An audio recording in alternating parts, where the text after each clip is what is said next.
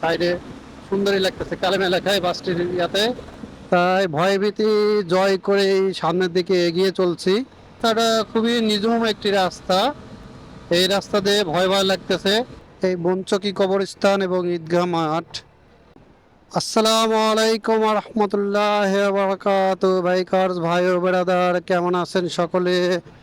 আশা করি সকলেই ভালো আছেন। আলহামদুলিল্লাহ, আমিও ভালো আছি।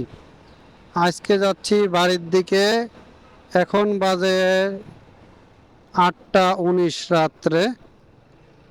তা এই রাত্রেবেলা বাড়ি যাচ্ছি, একটু জরুরি কাজ পড়ে গেছে, তাই বাড়ির দিকে রওনা দিছি। অনেক ভয় ভীতি ভিতরে কাজ করতেছে, তাই ভয় ভীতি জয় করে এই সামনের দিকে এগিয়ে চলছি।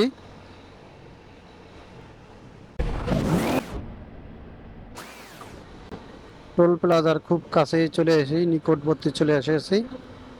তাই যে এখন টোল প্লাজায় টোল দেব।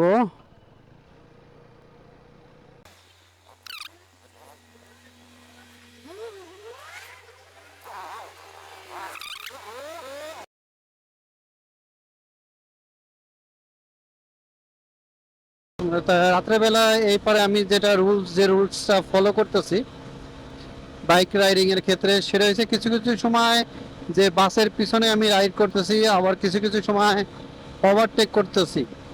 আর যতটুকু বুঝতেছি মার এই পারে হয়তো বা 10টা পর্যন্ত, আমার যেটা মনে হয় আর কি, 10টার আগ মুহূর্ত নিরাপদ সড়ক আর কি। জানি না, হয়তো এর আগে হইতে পারে, আমার যেটা মনে হচ্ছে আর কি। চলে এসেছি পদ্মা সেতুর খুবই কাছে।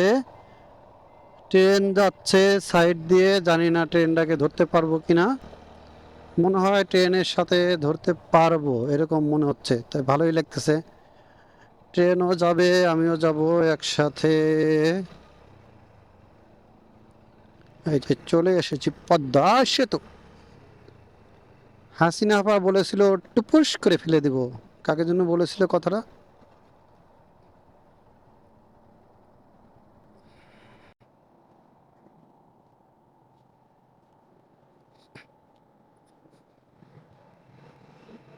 কোথায় বললাম? এখন বাজে 8টা 48।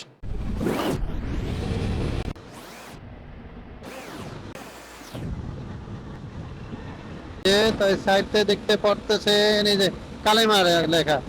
এই যে সাইডে সুন্দরই লাগতেছে কালেমা লেখায় বাসটির ইয়াতে।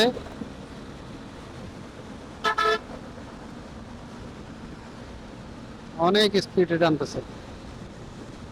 পদ্মা সেতু পার হওয়ার পরে 12 কিলোমিটার রাস্তা। তা এই রাস্তাটা খুবই নিঝুম একটি রাস্তা। এই রাস্তা দিয়ে ভয় ভয় লাগতেছে।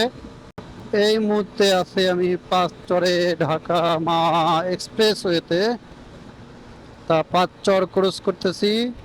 সময় 8টা 55 মিনিট এখন ঘড়িতে।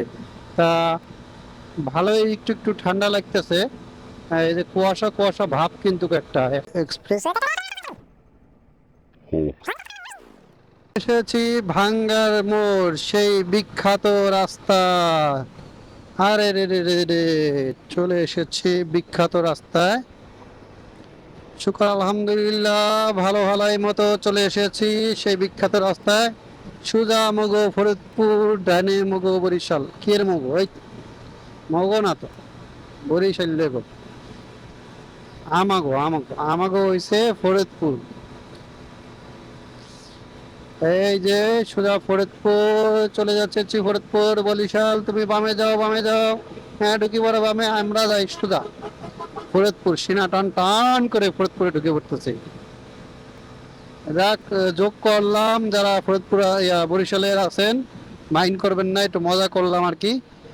এই যে ভাঙা মোড়ে আসলে প্রাণটা জুড়িয়ে যায়, আঁকা বাঁকা রাস্তা, অপরূপ দৃশ্য। 9টা 11 বাজে ভাঙ্গা মোড় থেকে বের হইলাম এই মাত্র। এই যে রাত্রেবেলা কিন্তু সেই এই যে রিক্স, বাবা বাবা, আমার কলিজায় কিন্তু পানি নাই। তবে এতক্ষণ এক্সপ্রেসওয়েতে রাইড করছি, খুবই সতর্কতার সাথে রাইড করছি কিন্তু। কিন্তু একটু সোয়াগ পরিবহনের বাস এমন ভাবে চাপ দিছিল, আর একটু এলেই গেছিলাম ভগলপুরে। ভয় লাগছে কিন্তু, কেমন নিঝুম গা শিম করছে, এজন্য একটু স্পিডে টানতেছি। আশেপাশে কোনো বাড়ি ঘরও নাই, পুরো ফাঁকা মাঠ। বাইকার ভাই বন্ধুরা, চলে এসেছি ভালো ভালাই মতো আমার গন্তব্যের খুব কাছাকাছি, মাঝিরকাতি। এই মাঝিরকাতি দিয়ে ডান দিকে যাব, ডান দিকে গিয়ে বলমারি যাব আর কি। আমি যখন পথের সেতু ক্রস করি তখন আর কি আমার আগে ক্রস করছে, আর এখন ওই জায়গা দিয়ে যেতেছে। এটা সময় এখন 9টা 34।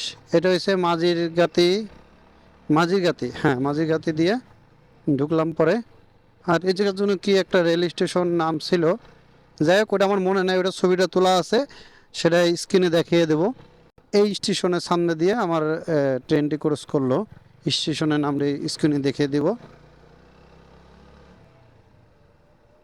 তা এখন যে বাজারটি ক্রস করতেছি এটা হচ্ছে জয়নগর বাজার বলে, জয়নগর বাজার দিয়ে ক্রস করতেছি এখন আমি। গ্রামের আঁকা বাঁকা মেঠো পথ দিয়ে চলেছি, খুবই একটি ভয়ঙ্কর রাস্তাটা। তা এই রাস্তাটি পার হতে পারলেই আমার বাড়িতে চলে যাব। এই রাস্তাটি হবে, এই রাস্তাটি পার হইলে চলে যাব। তা আসলে অনেক সময় অনেক কথা আমার ভয়তে উল্টাপাল্টা হইতে পারে, কিছু মনে করবেন না। কারণ আমি লক্ষ্য হয়েছে বাড়ির দিকে যাব, তার উপরে কিছুক্ষণ পর পর ক্যামেরা অন করে আপনাদের সামনে একটু আসতেছি, একটু ভয়টা কাটানোর জন্য।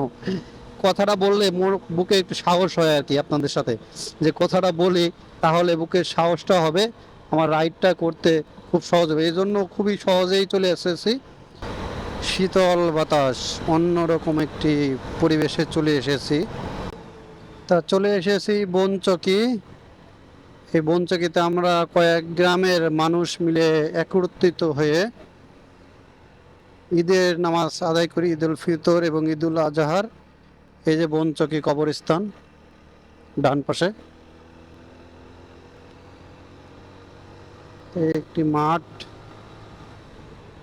এই বনচকি কবরস্থান এবং ঈদগাহ মাঠ, এটার ইতিহাস হচ্ছে আপনার বেদন হাজি নামের একজন এই জায়গাটা দান করছিলেন সর্বপ্রথমে। তারপরে আস্তে আস্তে এলাকার লোকজন অনেক জায়গা দান করছেন। আর এই বেদন হাজি ছিল আমার মায়ের নানা আর কি। তা উনি বেদন হাজি একদম সেই ব্রিটিশ আমলের হাজি, নাম করা একজন হাজি ছিলেন। তার তার মহত্ব কি, তার মহত্বর জন্য আজকে এই জায়গায় কবরস্থান এবং ঈদগাহ ময়দান, 3-4 গ্রামের মানুষ একত্রিত হয়ে আমরা নামাজ আদায় করতে পারি। তো চলে এসেছি বাইখির চৌরাস্তায়, আমার গন্তব্য স্থান এখানেই শেষ। তাই ভালো থাকবেন, সুস্থ থাকবেন, দেখা হচ্ছে নেক্সট কোনো ব্লগে। আল্লাহ হাফেজ।